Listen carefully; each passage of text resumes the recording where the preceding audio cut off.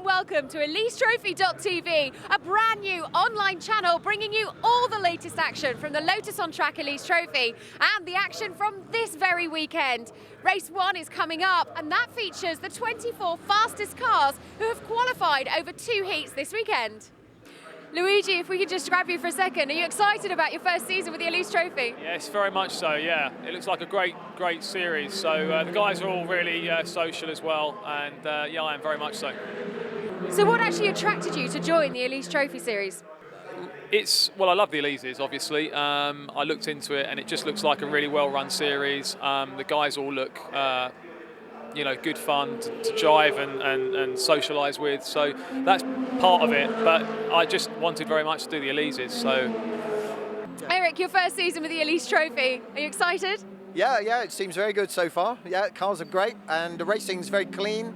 Yeah, good first race. Very happy. What made you choose this series? Really because my erstwhile teammate Rob Austin was in the series. We normally do things together, make a mess of things together, so we thought we'd try the Elise Trophy. So excellent stuff, and you're clearly enjoying yourself. Absolutely, yeah. Looking forward to the next one. Sean, your first season with the Elise Trophy, how are you feeling? Great, first race, never raced the Elise before, and I'm really excited. It's hard work. It's the field is a lot more competitive than I thought it was. There's some good drivers out there. And it's close racing as well. Oh, it's very close. I've only raced a Caterham, which I come from close racing, and that's why I chose the Elise, because it's going to be the same sort of thing. John, what brings you back for another season? Well, the social side is great fun. I've got a lot of good friends in the series. I'm also learning some more racecraft and hoping to be more competitive this year. Stephen, track clubs seem to have quite a heavy involvement in the Elise Trophy now. Yeah, we got involved probably 2 years ago. We needed somewhere for our track day customers to go racing. We did a lot of Lotus track day car hire. Once those guys had done a lot of track days, then they wanted to go racing. The Elise Trophy seemed a sensible place to take them. And this year you're running Marcus Jewell? Yeah, we've got Marcus this year in a new Elise R. We've got two new drivers actually, 2 drivers in an Elise R this year. We wanted to race something that was from the sort of current Lotus range, something that a bit more reliability than the K-Series cars, and the Elise R seemed a sensible thing to go, so we got Marcus in one of those. Great to see support from sponsors like Track Club in the Lotus on Track Elise Trophy, and their man Marcus Jewell starts from the inside of row 2. However, he is going to have to fight his way past a very competitive front row with ex-Formula 1 racer Martin Donnelly on pole position, alongside him Mark Speller. This is race 1 featuring the quicker drivers from the weekend, but watch Steve Williams coming through from 13th position. BJ Chong also going well, he starts 12th. Simon Phillips down in 18th. Had some problems earlier on, as did Steve Quick, all the way back in 28th position. Towards the back of the grid, and all on his own is Neil Stottot. So a 31 car field for this 20-minute race around the Brands Hatch Indy circuit. Donnelly on pole position. He is in the black car with the green logo. Speller alongside him, the black machine with the red wheel rims. And then Marcus Jewell, the all-orange car, in third on the grid. Alongside him, Paul Harding, the silver car with paint blobs. It's the rear of the field coming into position. It's a long wait at the front for the Pulsys Donnelly. Not that he is any stranger to being competitive at Brands Hatch. So we have a Formula 1 light style system as all eyes turn to the gantry. The first light will go on when the ambulance gets in place, which it does now. 1 light goes on, 2 lights, 3 lights, 4 lights, 5 lights. We're about to go racing. Waiting for the go-off. Away we go. Great start from Martin Donnelly. He sprints into early lead. Paul Harding gets away as well from the outside of row 2, and he may go around outside of Mark Speller, indeed, into Paddock Hill Bend. No, Speller holding on the inside. The rest of the field streaming through. Very congested, but looking clean for the moment, as Donnelly streaking into an early lead. Druids, lap 1. Donnelly hugging tight to the curbs. Speller trying to go with him. He's got Harding and Jewell, and then 27 others all hot on his heels. Into Graham Hill Bend, and Donnelly already building a 5-car length or so advantage. And back in his single seat today, Donnelly was something of a Brands Hatch specialist, winning the FIA Formula 3000 Championship rounds here way back in 1988. Greg Noble, however, a busy weekend for him. Adventures in qualifying saw him being black flagged, and he, as a result, is in the midst of the midfield action. Coming through to complete lap 1, and Mark Speller in a treacherous heat earlier on today came through to take a dominant victory, but Donnelly is drawing away from him as they stream across the line. Further back, Simon Deacon, a little bit lower down than we perhaps would expect to see him, although he is making a move, possibly on short national distance, into Paddock Hill Bend. BJ Chong also gaining position. Simon Phillips as well gaining ground. So Donnelly leading Speller, and Speller for the moment may have just broken away from Paul Harding and Marcus Jewell. I think we're expecting to see Marcus showing perhaps a little bit more strongly in the early stages, but he's closing up on to the tail of Paul Harding. Also keeping open for 91, Luigi Valentine Mazza in just his second ever car race. The first coming yesterday in the heat. Harding is in third position. Bad qualifying Harding, but he has driven well all weekend, but he's now got Jewell in his tail, and Jewell ever aggressive in the bright orange number 70 car. We watch Harding as they streak along the Brabham Straight, hugging the pit wall tight. In car with Marcus Jewell, is he in the stream of Paul Harding as they go up the road towards Paddock Hill Bend. Braking late, and Harding, he looks to the inside. Is he going to go through? Not quite. Paul Harding, there wasn't a lot of room there, but Harding clings on around the outside, and so Marcus Jewell, he's going to have to find another way around Paul Harding. Harding hugging the inside line at Druids, and Jewell realising there's no room all the way around the outside there, so he's just for the moment got to settle in behind Harding's, allowing at the front of the field Donnelly and Speller to pull away. So Harding in third position, Jewell in fourth. Accelerate along the Cooper Straight and on towards Surtees, where Donnelly does not lift at all. The angle capturing just the speed of these drivers as they go through Surtees on into McLaren again. Jewell looking to the inside, but I think it's going to have to be a gem of a move. He's going to make his way past Paul Harding, back through Clark Curve, the road falling away, then rising up onto the cambered and curving Brabham Straight. There is Luigi Valentine Mazza in fifth position, and then just behind him we've got another gaggle of cars. Looking around the outside is Michael Edwards in the silver 33 machine. He is trying to pick his way past Gary Broad, and then Broad in turn just behind Eric Bailey, who we were hearing from a little bit earlier on. So the battle for third position makes its way through Druids. The battle for sixth position makes its way through Druids. So Eric Bailey with Gary Broad in his tail. This weekend, Gary Broad, he's down in the programme, has been backed by the French gendarmerie, and that's because Gary Broad's got undoubted speed, and unfortunately chose to demonstrate it on the French motorways a few months ago. Now on the Brands Hatch circuit, he's certainly proving that unofficial practice well as he goes to the inside of Bailey. No way through quite, is there? No, Eric Bailey closing the door just in time. Now, has that cost Gary Broad anything in terms of speed on to the Brabham Straight? Because he's got Michael Edwards right in his tail. They accelerate past the pit bulls, and Edwards in the silver car is tucked up behind Gary Broad. He looks to the outside as they go towards Paddock Hill Bend. And Edwards, he brakes late, but Broad brakes later, so no way through as the rest of the pack streaming through an enormous field.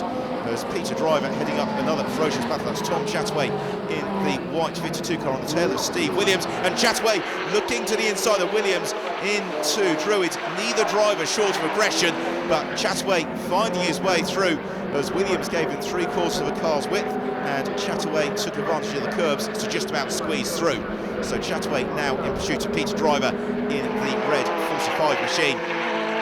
On to Surtees they go, and is Chataway pulling away from Steve Williams? Well, Williams last year went very well in the modified class. This year the drivers are all racing in standard Elises, and on the evidence we've seen thus far at Brands Hatch, it has served just to close the field up and produce some frenetic and very, very exciting racing. So Steve Williams tucking behind Tom Chataway, and just behind them and just out of shot is a recovering Simon Phillips in the white and green car. Williams taking the high and wide line, maybe looking for a switchback manoeuvre on Chataway. Driver has no issues making his way through Paddock Hill Bend, climbs towards Druids, but he leaves the door open, and Chataway looks to the inside, leading on Peter Driver, and Driver shut the door just in time. I'm not sure he really expected Chataway to come from so far back, but Chataway went for the lunge, but eventually got closed off. And here's the battle for third position once more, which has turned into a 6-car train. Then we've got a 4-car train battling further back. Peter Driver, momentary respite. He's got the enormous advantage of 2 cars lengths as they go into McLaren. Simon Phillips now right on the tail of Steve Williams. Williams in the yellow machine with the Tiger livery. Well, he's been burning brightly this weekend as he sets off in pursuit of Tom Chataway. Simon Phillips just behind him, and then David Hay as well in the mix. And Hay running with a novice crossing the car, less than 10 motor races him. Already he's right at the front of the Lotus-on-Track Elise Trophy. Well, Marcus Jewell has found his way past Paul Harding, finally. So Jewell up into third position and trying to pull away from Harding. Harding in turn has got another novice, Luigi Valentin Mazza, right on his tail. And then Mazza's got Bailey, Broad and Edwards as well for company. This is a classic Brands Hatch Indy Circuit slipstreamer, just as we saw in the glory days of Formula Ford, and this is very much the glory days of the Lotus-on-Track Elise Trophy. Fantastic action. So Jewell, can he break Paul Harding's toe? Himself in pursuit of Speller and Donnelly, who are just going into Paddock Hill Bend in the distance. The leading duo able to open enormous advantage, and you get the feeling that Harding maybe didn't quite have the pace to match Jewell. Now Jewell is released. Already he's pulled 10 car lengths or so over the machine of Harding.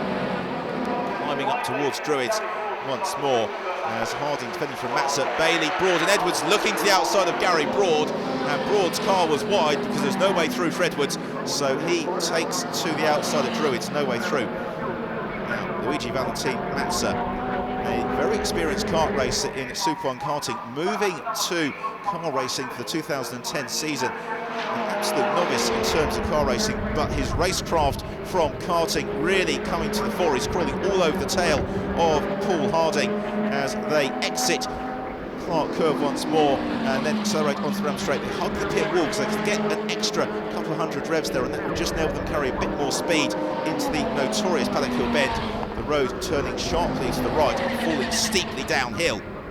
Very late on the brakes there from Paul Harding, just to make sure that Mazza doesn't get designs on that fourth position. At the moment, Harding perfectly safe. He's got about a length or so's advantage. Bailey, Broad and Edwards fanning out three abreast into Druids. Chataway, Williams and Phillips fanning out almost three abreast into Druids, and then that's Rob, Austin and David Hay. It's Peter Driver who's been the big loser. He must have made an error somewhere because he's been shuffled down, has now got Nigel Ayres right on his tail as they head towards Graham Hill Bend. And then just behind Ayres is BJ Chong, who in turn is under considerable pressure from the number 13 machine of Matt Bartlett. And that's a spin there. We'll just pick out who that is. It could well have been Gary Broad, looking at the colour of the car. So we've got one rotation at Surtees. Disaster. We'll pick out who that was in a moment. It does look like it was Broad. So driver inadvertently gaining a position. It's looking to battle ahead. Gary Broad's car is not there, as now Bartlett right on the tail of BJ Chong, looking to the outside of Chong. Chong hugging the inside line. He's done a lot of testing over winter, also taken a lot of race instruction. And Adam Busey in the battle as well. Busey in the Golf liveried 58 machine had a spin in qualifying on Saturday, but since then has been going steadily quick during the weekend. Andy Dolan, Greg Noble are the next through. Wherever you look, there is Dyson going on. Driver runs a little bit wide. Is that going to give an opening to Nigel Ayres and the rest? Because the slightest error is going to let two or three of them through. Well, Chong looking to the inside of Ayres. Ayres covers that line with some aplomb as they head up towards Clearways once more. So Nigel Ayres, well, he's driving with plenty of grace at the moment, doing an excellent job of attacking and defending, as Chong taking the wide line along Bram Straight. Is that going to allow Bartlett to draw alongside? Indeed it does. So Matt Bartlett draws alongside and passes BJ Chong. Adam Busey follows him through. So BJ Chong going from attacking Nigel Ayres one moment to losing out next. Oh dear, that looks like a nasty incident there for John LeMaster. LeMaster, who's spun into the Armco just on the exit of Clark Curve at the very start of the pit lane. Oh, doesn't look to have made too heavy a contact with the barrier, but it could be a race over for LeMaster. And it gets worse for Chong, because he's now been passed by Andy Dolan. Back to the Williams and Phillips battle as Steve Phillips picks his way through. And then the Bartlett train, Matt Bartlett looking to the inside of Nigel Ayres. Ayres in turn challenging Peter Driver, and Ayres, I think, maybe just getting the hurry up here and will try and force his way past Driver as quickly as possible, because Matt Bartlett is resurgent. However, Adam Busey pushing Bartlett along. We've still got yellow flags because of the car of John LeMaster. As Dolan comes through, going to make it three abreast along the Bram Straight. It's Bartlett, Busey and Dolan, as Dolan in the white car with the Saltar on the roof. I don't think he's going to get any ground here, and nor will Busey. Busey being squeezed out by Bartlett, but keeps his foot in around the outside. That leaves the door wide open for Andy Dolan. Graham Hill, Speller and spin. Speller loses it and spins out of second position. Disaster for Mark Speller. That has the advantage Donnelly, although he holds on in that second place. We go back to the train, still being headed by Peter Driver. The Union Jack liveried 29 machine, and Peter Driver is, well, having to do just that to keep this train of cars at bay. As again, Busey looking to the inside of Bartlett, he spins it, Busey rotates, well, he does a 360 eventually, he did a 180, then snapped the other direction. No grip on grass in the Lotus Elise, so Busey spins to the rear of the field, and that is going to enable Sean Nash to go around the outside of Greg Noble, and Noble in turn looking to the inside of BJ Chong, as, yes, Sean Nash, the 31 car, the blue car with the white stripes, looking for the switchback on Greg Noble as they got towards Druids. Driver masterfully maintaining position. A squeal of tyres says that, yes, Sean Nash has gained the position. Once more into Graham Hill Bend, and Driver and Ayres with Matt Bartlett. And again, Bartlett looking to the inside. We've got a static yellow flag, and that could be for a recovering Busey, so no overtaking this time round into Surtees. The race clock inexorably ticking onwards. It's a 20-minute timed race, no set laps, so the drivers, as they come along the start finish line, they will see the digital scoreboard, which is down to single digits, so they're running out of laps to make their way up through the field, something that's weighing very heavily on Andy Dolan's mind. He looks to the outside of Matt Bartlett into Paddock Hill Bend, runs out of road, almost runs out of grip, so he is going to have to hold on as Ayres looks to the inside, but Dolan's got the switchback on Bartlett, and I did Andy Dolan a disservice. He carried a lot of speed through the exit Paddock Hill Bend, enabling him to get alongside Matt Bartlett as they went up towards Druids and gaining the position.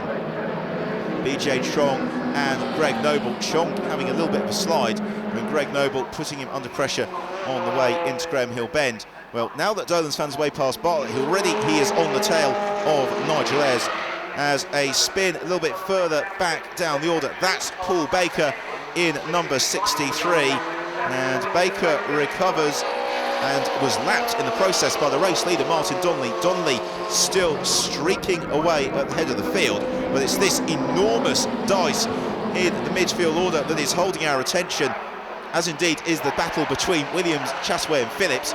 Rob Austin and David Hay, they're having a good tussle too, and then looking for somebody on their own. It's the yellow car just making his way through Druids there. So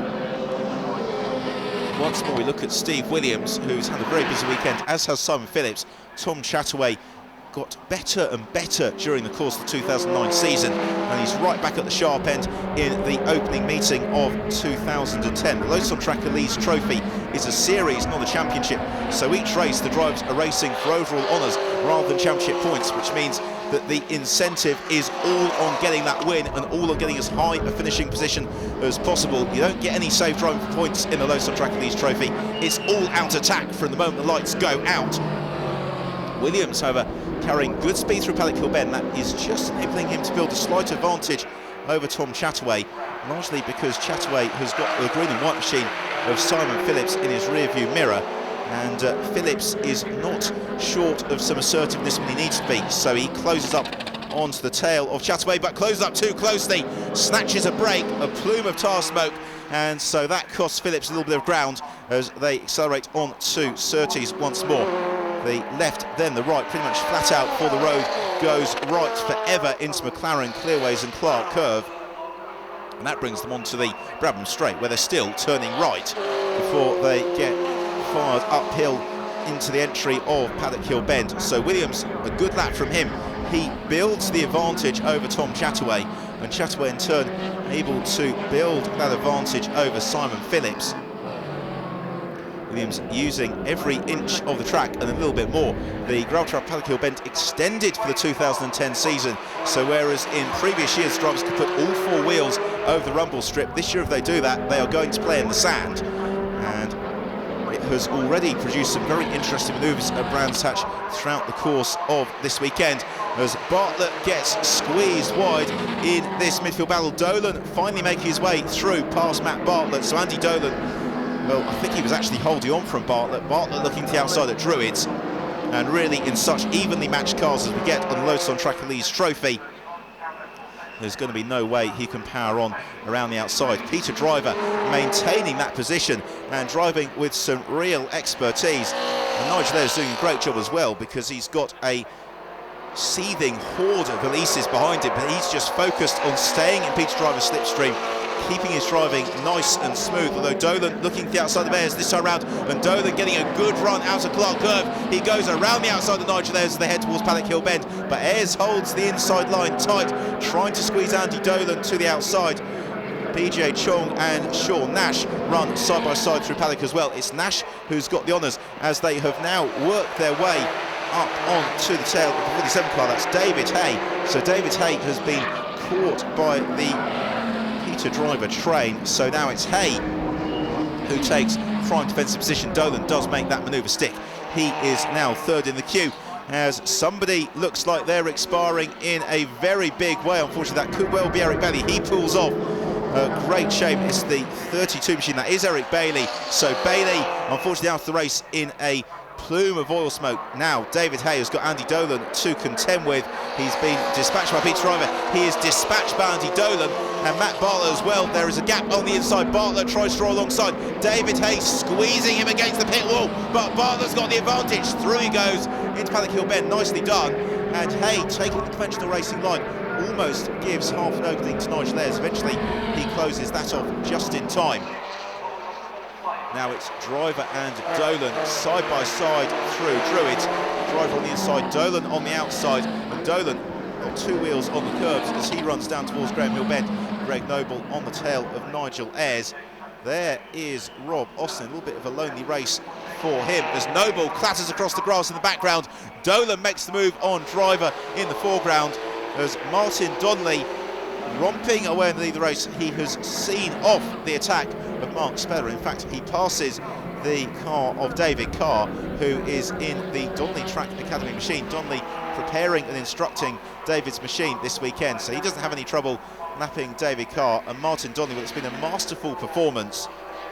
And Donnelly really a very, very fine racing talent, and it's great to see that he's back racing most weekends in the Lotus on Track Elise Trophy, having been hugely successful in single-seaters during the 1980s, working his way all the way up to Formula One with a Lotus drive in 1990. So very fitting that Donnelly is back racing Lotus on Track Elise Trophy, and not just back racing, but back winning as well. And he spent all of Saturday night up preparing the cars before retiring to the Kensington and then getting up at the crack of dawn to watch the Australian Grand Prix. So Martin Donnelly feeling a little bit sleepy this morning, but he's certainly getting that out of his system well into the race. We just saw Mark Speller going through. There's Marcus Jewell in third position. So Jewell in turn has been able to break the toe of Paul Harding. So at the front of the field, well, Speller lights ablaze. He's doing what he can to reel Donnelly back in, and Speller looks like he's really on a mission as the body language of that machine says attack, attack, attack. And for very good reason, because Donnelly is the race leader and Speller would dearly love to win it, but also Marcus Jewell is there in the trackclub.com machine ready to pounce. Also ready to pounce is Matt Bartlett, who is now taking his turn to try and vanquish Peter Driver. As we go on to the final lap of the race, there is Harding and Luigi Valentine Mazza, and Mazza unable to find his way past Paul Harding as they go into Paddock Hill Bend, side by side between Chataway and Phillips as well. Donnelly through Druids for the final time, and yes, Speller is closing on him, but I don't think he's going to have enough time, barring some gross misfortune going the way of Martin Donnelly. So we looked at Graham Hill Bend. There is Donnelly. He has got just two corners between himself and the win in the first round of the 2010 Lotus on Track Elise Trophy.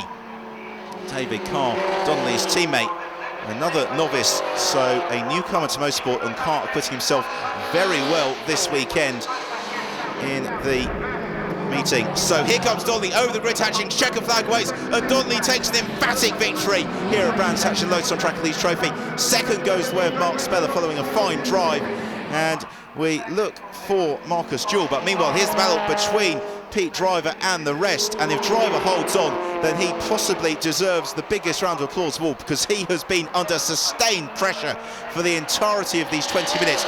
Greg Noble's found his way past Nigel Ayres, so here comes Driver. He's got Bartlett, Hay and Nash looking the outside of David Hay. It's a drag race to the line, and Peter Driver is going to hold on. So it's Driver from Bartlett, then Hay, Nash, Noble and Ayres, the rest of them streaming through, as taking the applause the crowd is Martin Donnelly and Mark Speller. Marcus Jewell did indeed hold on to take that third position, and Donnelly, I think he must have thoroughly enjoyed himself there, as did Speller. A very, very fine opening to the season for the Lotus on Track Elise Trophy.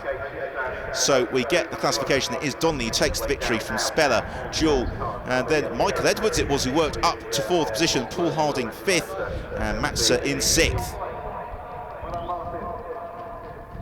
Onto the podium, and a delighted top three drivers.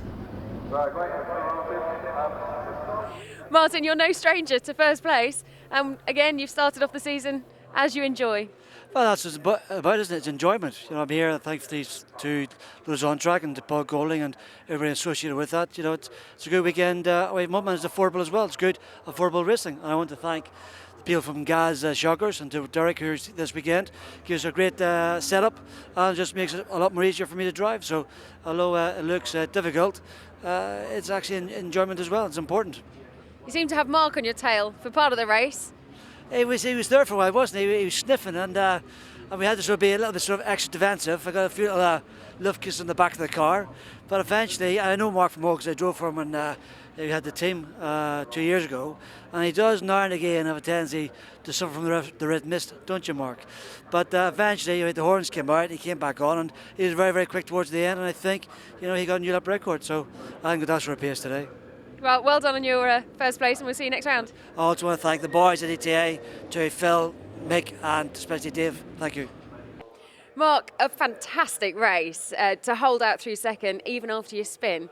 Yeah, it was good. Martin kept me trying all the way, and Better Man won. He drove very well. It's very difficult to pass here, and tried a bit too hard, hence the spin. But I was coming back. I think I did a good lap on the way back, so quite happy, really. And did you get a new lap record while you were out there? I believe so, yeah. I'm not sure what the time was yet. I've not seen the sheet, but I believe it was, so I'm quite happy with that. And enjoyed it, even though, despite the spin, though. I did. Yeah, it was first time out for that car, so thanks to Mark, the owner of the car, for that, and it's been fantastic. So yeah, good. Marcus, a fantastic race, full of excitement, but nearly wasn't quite as good as it was. No, I had a real problem off the line, and Paul's good at starting. He got away from me, and he sort of held me out for a few laps. By that time, Donnelly and Speller are gone. Once Martin's gone, you're not going to catch him. But it was good fun. It was good fun. At the end, Mick really caught me up quickly, and my car was playing up a bit in terms of the brakes had gone. So it was good fun. I enjoyed it.